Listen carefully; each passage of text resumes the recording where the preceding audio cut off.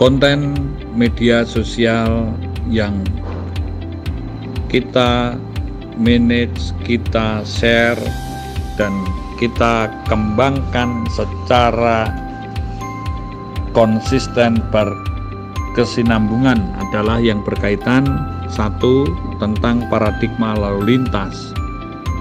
Mengapa paradigma lalu lintas ini penting? Karena ini merupakan cara melihat dan memandang lalu lintas secara filosofis, secara sosiologis, secara geopolitik dan geostrategis, secara globalisasi, secara modernisasi, dan juga berkaitan cara operasional, secara pelayanan publik, serta secara yuridis.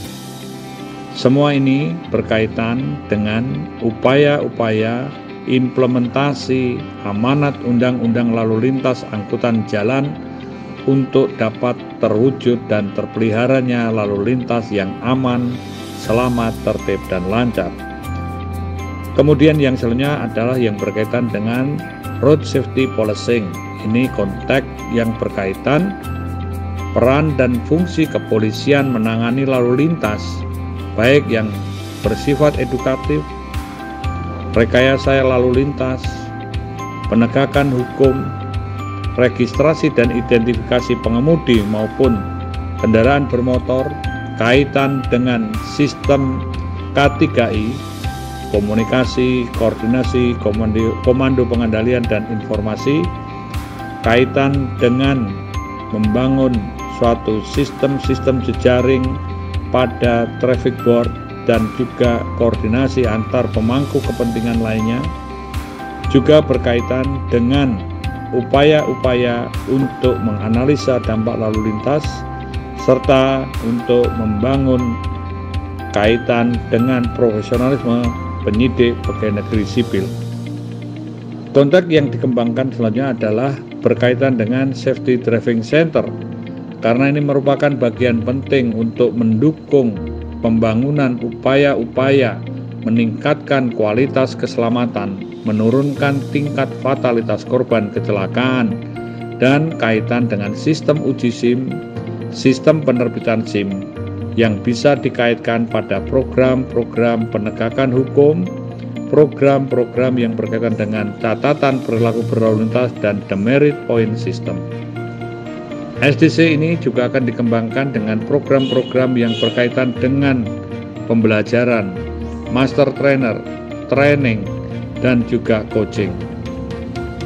Hal yang penting juga untuk dimanage dan dikelola adalah electronic traffic law enforcement. Pada konteks penegakan secara elektronik ini terus-menerus dianalisa dan disampaikan untuk menunjukkan progres, perkembangan, serta kemampuan para petugas polisi maupun terbangunnya budaya tertib dalam masyarakat. Hal yang penting lainnya adalah konteks smart city, karena di era digital, di era modern, smart city merupakan suatu model bagi kota dengan smart living dan smart mobility. Konteks ini tentu berpikir holistik kaitan dengan angkutan umum, perlintasan, kawasan, dan juga berbagai hal yang mendukung lalu lintas aman, selamat, tertib, dan lancar. Kemudian yang selanjutnya adalah mengembangkan atau men-sharingkan atau juga menyampaikan hasil kajian atau riset pada TARC atau Traffic Accident Research Center. Selain itu juga pada bidang analisa dampak lalu lintas. Pada konteks ini tentu menganalisa dampak lalu lintas adalah untuk membangun hal-hal yang berkaitan dengan sistem dampak atau kaitan dengan masalah road safety dan juga smart city serta kemitraan sinergitas antar pemangku kepentingan. Dan kita mengembangkan atau juga menjabarkan secara terus-menerus yang berkaitan dengan literasi for road safety atau RASI-ROSA. Konteks ini agar dapat menjadi bagian pengembangan transformasi budaya tertib berlalu lintas. Kemudian yang selanjutnya di dalam manajemen media tentu akan dikaitkan hal-hal yang berkaitan dengan isu-isu penting yang berkaitan dengan lalu lintas. Apakah itu berkaitan dengan kegiatan kemasyarakatan, kaitan dengan masalah kebijakan atau hal-hal yang menjadi pelayanan publik, atau hal-hal yang sifatnya darurat atau kontingensi atau emergensi. Banyak hal lain yang bisa diangkat dan dikembangkan. Sistem-sistem ini tentu akan juga berkaitan dengan apa yang menjadi kreativitas, inovasi, dan program-program unggulan Polantas di seluruh wilayah.